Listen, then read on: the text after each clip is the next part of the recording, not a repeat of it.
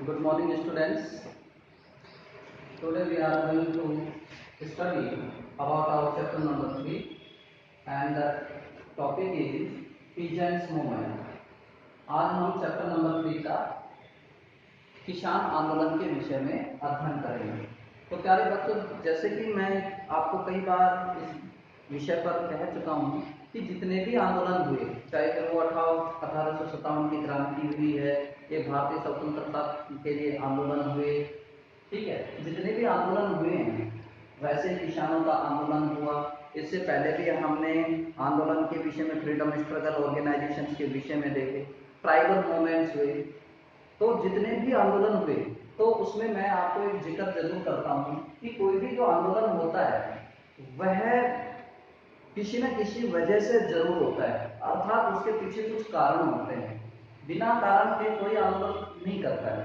तो यहाँ पर भी हम इस टॉपिक के अंतर्गत सबसे पहले हम किसान के आंदोलन के कारण पढ़ेंगे। तो सबसे पहले वही बात है, कल भी मैंने आपसे कही थी कि एक बात, आप लोग अपने नोट्स ओपन रखिएगा, उनको साथ साथ में मैं रीडिंग कर रहा हूँ, आप भी उसको साथ साथ रीडिंग करते रहिए और उसे समझने का प्रयास करेंगे। तो किसानों के आंदोलन के कारण निम्नलिखित रहे। पहला कारण था administrative land revenue policy of the British government. तो देखिए, पहला कारण क्या था? ब्रिटिश सरकार का भू राजस्व नीति। भू राजस्व नीति, ब्रिटिश सरकार की भू राजस्व नीति किसान आंदोलन का प्रमुख कारण बनी। ब्रिटिश गवर्नमेंट किसानों से बहुत ज्यादा टैक्स लेते थे, लैंड रेवेन्यू लेते थे, जिसके कारण भारतीय किसानों में असंतोष था ब्रिटिश गवर्नमेंट के प्रति और वह इस व्यवस्था को बदलना चाहते थे। इसीलिए ये पहला कारण होता है हमारा किसान आंदोलन का। फिर सेकंड पॉइंट है continually occurring famine for a long time. दूसरा कारण था कि भारत के किसानों के समूह की एक बहुत बड़ी चुनौती ये थी कि लंबे समय तक भारतीय किसानों के सामने एक चुनौती आई अकाल के रूप में। भारतीय किसानों के सामने ये बड़ी चुनौती थी कि लगातार अकाल पड़ रहा था। लेकिन ये कारण कैसे बन गया अकाल का? अकाल का किसान आंदोलन का संबंध क्या रहा? इसका संबंध सिंपल सा ये था कि अकाल के दौरान भी ब्रिटिश गवर्नमेंट भारतीय किसानों से बहुत ज्यादा टैक्स वसूल कर रही थी। एक तरफ किसानों के पास में खाने के लिए अनाज नहीं था, खाने के लिए संसाधन नहीं था, तो दूसरी तरफ गवर्नमेंट की लैंड रेवेन्यू सिस्टम जो प्रणाली थी उनकी, वो बहुत ही दमनात्मक थी, बहुत ही ज्यादा पीड़ादायक थी। इसलिए ऐसी स्थिति में भी ब्रिटिश गवर्नमेंट हमारे भारतीय किसानों का शोषण कर रहे थे। यह वजह बनती है आपके लिए दूसरी, ठीक है, किसान आंदोलन के लिए। तीसरा बड़ा क्या कारण रहा उसके बारे में बताता हूं। Preparations of fake documents by the traders and money lenders by taking undue advantage of the farmers. तो तीसरा कारण और क्या रहा, वो बहुत इंपॉर्टेंट है किसान आंदोलन में, कि व्यापारियों और साहूकारों के द्वारा किसानों का किसानों का एडवांटेज उठाने के लिए उन्होंने किसानों के जो डॉक्यूमेंट थे वो फेक डॉक्यूमेंट तैयार करवा दिए। समझ रहे हैं आप? किसानों के जो डॉक्यूमेंट जो किसान मनी लेंडर के पास में या व्यापारी ट्रेडर्स के पास में जो जमा होते थे, वे उनमें हेरा फेरी करते थे, फेक डॉक्यूमेंट बना लेते थे, जिसके कारण भी किसानों का शोषण हो रहा था। इसीलिए किसान आंदोलन में भी यह तीसरा प्रमुख कारण बना। तो आपको ये 3 पॉइंट याद रखने हैं रीजंस ऑफ पीजेंट्स मूवमेंट के अंतर्गत। 3 कारण आपको ये याद रखने। पहला कारण कौन सा है? ब्रिटिश गवर्नमेंट की वो राजस्व नीति जो कि शोषणात्मक थी, दमनात्मक थी, इसीलिए किसान आंदोलन हुआ। दूसरा, लंबे समय से भारत में अकाल पड़ रहा था और ऐसी स्थिति में भी ब्रिटिश गवर्नमेंट किसानों से हायर टैक्स वसूल रही थी। तीसरा कारण,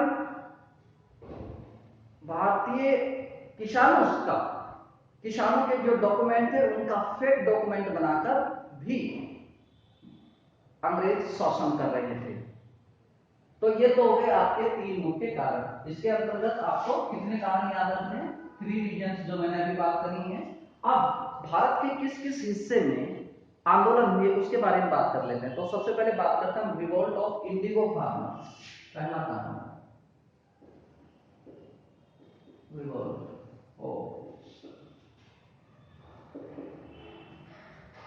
of INDIGO, revolt of indigo farmers in Bengal. तो सबसे पहले हम बंगाल के इंडिगो फार्मर्स के बारे में पढ़ लेते हैं। इन अप्रैल 1860 CE, all the farmers of Pamana and Nadia district went on strike and refused to grow indigo। प्यारे बच्चों, सन 1860 में, ये कहानी है अप्रैल 1860 की।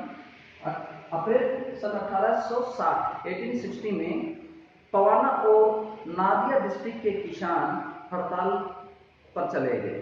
अब उन्होंने इंडिगो की फसल उगाने से मना कर दिया। इंडिगो किसको बोलते हैं? नील की खेती, ठीक है। 1860 में बंगाल के 2 डिस्ट्रिक्ट जिनके जिक्र कर रहे हैं हम, पवाना और नादिया डिस्ट्रिक्ट के किसानों ने हड़ताल कर दी और उन्होंने इंडिगो फसल उगाने से मना कर दिया। This strike spread in various parts of Bengal. और फिर बाद में ये किसानों का आंदोलन बंगाल के विभिन्न और डिस्ट्रिक्ट में भी फैल गया। The government formed an indigo commission in 1860 to avoid major choice. तो ब्रिटिश सरकार ने सन 1860 में 1863 में कि ज्यादा कुछ गड़बड़ी नहीं हो, ज्यादा अव्यवस्था नहीं हो, आंदोलन एक उग्र रूप न ले, तो इस हेतु इसको रोकने के लिए ब्रिटिश गवर्नमेंट ने एक इंडिगो कमीशन का गठन किया 1860 में। नील आयोग जिसे हम कहते हैं, इंडिगो कमीशन की स्थापना की 1860 में, ताकि किसान का जो आंदोलन है उसे में जो अव्यवस्थाएं हुई है उनको दूर किया जा सके। This commission provided that the farmers can not be forced to grow indigo. और इस कमीशन ने ये प्रोवाइड किया कि भारतीय किसानों को इंडिगो की फसल उगाने के लिए मजबूर नहीं किया जा सकता। एक आयोग बनाया गया, उस आयोग ने ये प्रोवाइड किया कि भी भारतीय किसानों को मजबूर नहीं किया जा सकता है कि वो इंडिगो की फसल उगाएंगे। The indigo growing European landlords were defeated. तो इस प्रकार से इंडिगो ग्रोविंग जो यूरोपियन लैंडलॉर्ड थे, यूरोपियन जो जमींदार व्यक्ति थे, उनकी हार हुई and they went to Bihar and Uttar Pradesh. तो वे बंगाल से तो चले गए, जो यूरोपियन लैंडलॉर्ड थे उन्होंने बंगाल छोड़ दिया, क्योंकि वहां तो फैसला इनके हाथ में आ गया, किसानों के आ गया कि भाई उनको फोर्स नहीं किया जा सकता है। तो ये लैंडलॉर्ड फिर कहां चले गए? बिहार और यूपी में चले गए, वहां पर डाइवर्ट हो गए। Indigo revolt was the first successful revolution of Indian farmers. और हम ये कह सकते हैं कि इंडिगो जो रिवॉल्ट हुआ, यानी कि नील का जो विद्रोह हुआ, यह भारतीय किसानों का प्रथम सक्सेसफुल विद्रोह था। तो ये हो गया आपका बंगाल के विषय में इंडिगो के विद्रोह के विषय। अब हम दूसरा ले लेते हैं Punjab peasant movement.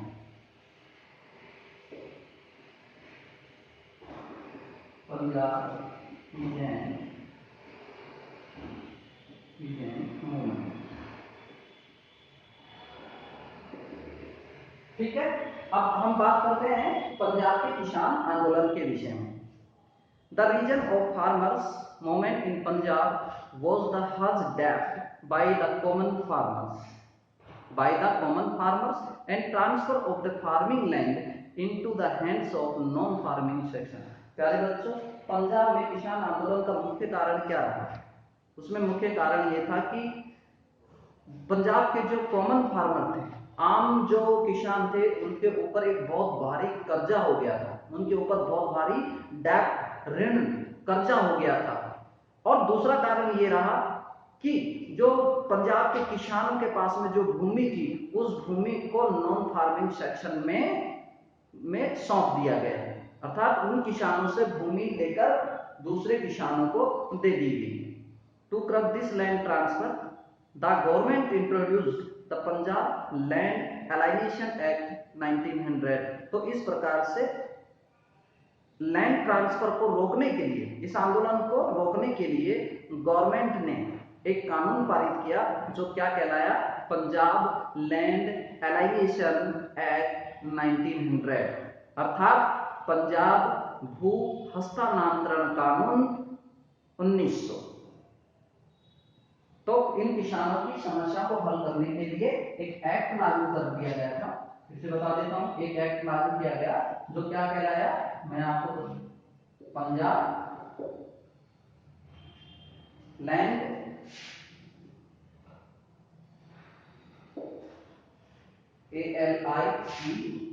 ALIENATION Punjab land alienation act, ठीक है, 1900 ये कानून किया गया।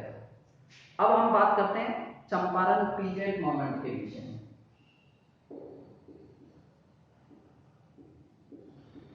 Champaran peasant movement, Champaran peasant movement के विषय में देखते हैं। चंपारण कौन से जिले में, कौन से राज्य में आता है, आपको पता होना चाहिए, ये बिहार में आता है। In Champaran district of the northern Bihar, the farmers ran a non-violent movement under the leadership of Gandhi ji in 1970। सबसे पहले तो आप याद रखिएगा, ये जो आंदोलन है ये कब शुरू हुआ था, 1917 में हुआ था। और किसके नेतृत्व में हुआ था, ये हुआ था महात्मा गांधी जी, ठीक है। गांधी जी इसके लीडर थे, ठीक है, लीडर के बारे में बात कर लेते हैं, ठीक है। ये लीडर थे, 1917 में आंदोलन शुरू हुआ, गांधी जी इसका नेतृत्व किया। बिहार के उत्तरी बिहार के चंपारण डिस्ट्रिक्ट में किसानों ने गांधी जी के नेतृत्व में एक नॉन वॉयलेंट मूवमेंट चलाया, अर्थात एक अहिंसात्मक आंदोलन चलाया 1917 में against the atrocities being committed by the European indigo growers, यूरोपीय इंडिगो ग्रोवर्स के अत्याचारों के विरुद्ध। On the basis of the report, the Champaran Agrarian Act was passed, और किसानों का और ब्रिटिश गवर्नमेंट और यूरोपियन कंपनीज के बीच में काफी ज्यादा खींचातानी के बाद एक कानून बनाया गया, और वो क्या कानून बना, चंपारण एग्रेरियन एक्ट, ये पारित किया गया। और इस एक्ट के तहत भारतीय किसानों को जो टैक्स में काफी छूट दी गई।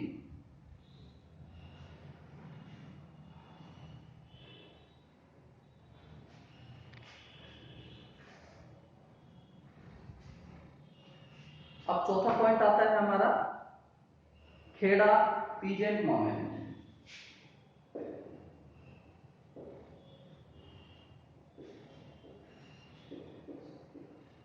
खेड़ा पीजेंट मूवमेंट,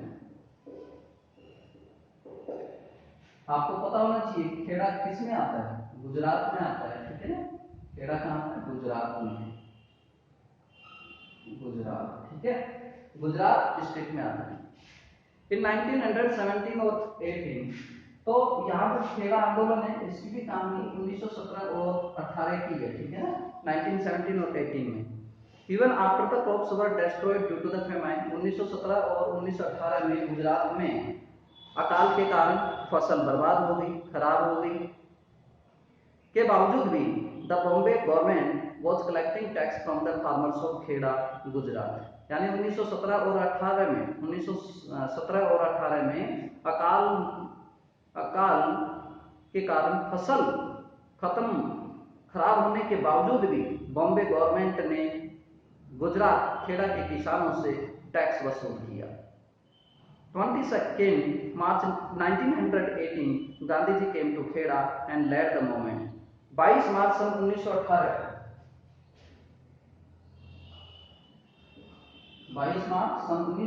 को गांधी जी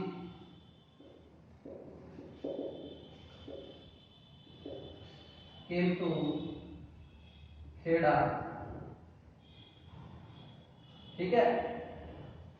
गांधी जी आते हैं 22 मार्च सन 1918 को और इस आंदोलन का नेतृत्व किया उन्होंने and led the movement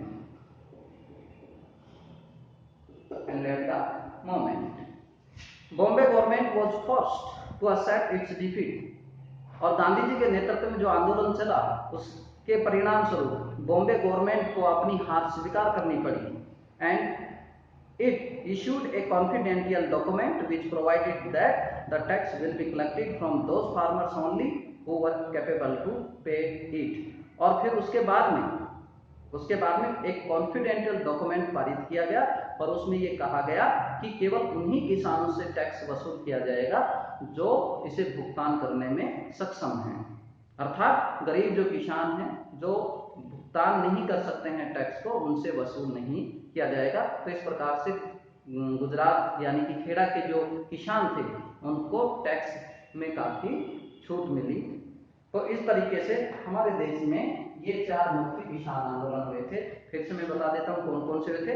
Punjab किसान आंदोलन, चंपारण के किसान आंदोलन, खेड़ा जो कि गुजरात में आता है वो किसान आंदोलन, और बंगाल का इंडिगो रिवॉल्ट। ये मुख्य 4 पॉइंट हैं। तो ये हमारा टॉपिक जो है पीजेंट्स मूवमेंट यहाँ पर खत्म हो जाता है। अब नेक्स्ट हमारा जो टॉपिक है वो है पॉलिटिकल मूवमेंट, यानी कि 1857 से और 1919 के अंतर्गत हम पढ़ेंगे राजनीतिक आंदोलन भी हुए।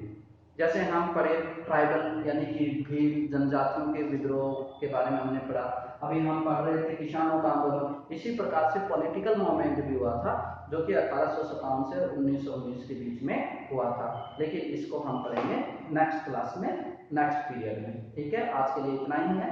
Thank you, good bye.